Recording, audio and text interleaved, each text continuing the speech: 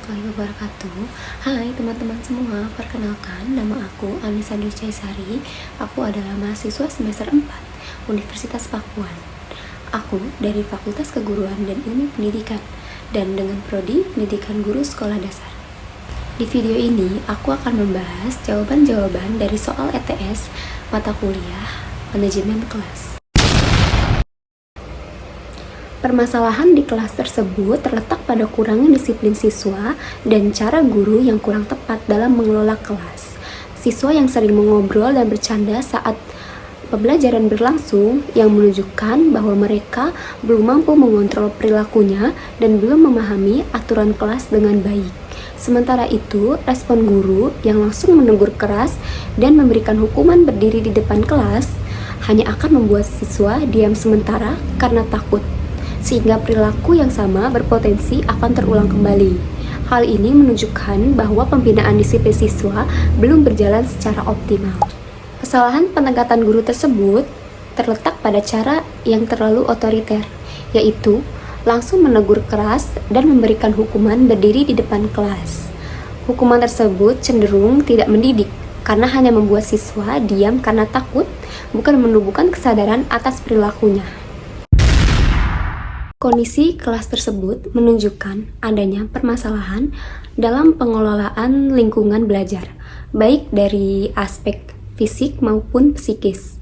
Dari segi fisik, tata letak meja yang kurang rapi, pencahayaan yang minim, serta media pembelajaran yang tidak tertata membuat suasana kelas menjadi kurang nyaman.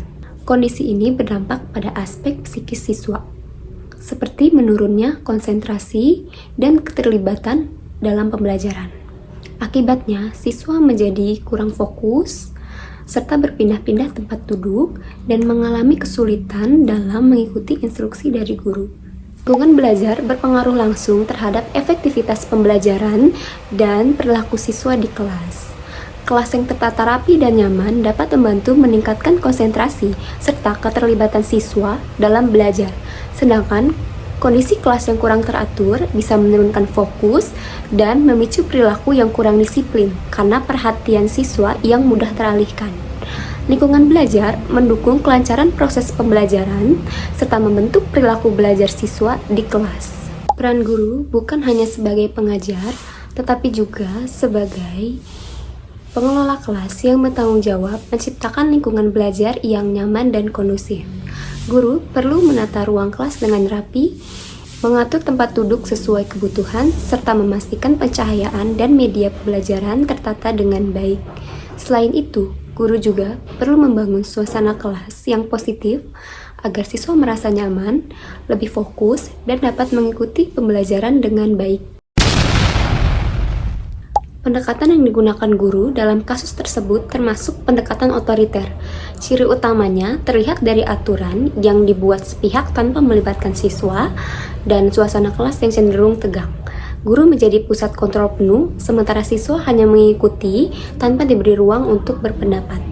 Pendekatan seperti ini memang bisa membuat kelas terlihat tertib dalam jangka pendek, tetapi kurang mendukung perkembangan siswa. Dampaknya, siswa menjadi pasif, kurang percaya diri, dan tidak terbiasa menyampaikan pendapat. Padahal, dalam pembelajaran di SD, siswa justru perlu dilatih untuk aktif dan berani. Perbandingan pendekatan otoriter dengan dua pendekatan lainnya. Pendekatan yang pertama ada pendekatan demokratis. Pendekatan ini melibatkan siswa dalam pembelajaran, seperti memberikan kesempatan berpendapat dan ikut menyepakati aturan, sehingga suasana kelas lebih terbuka dan siswa lebih aktif.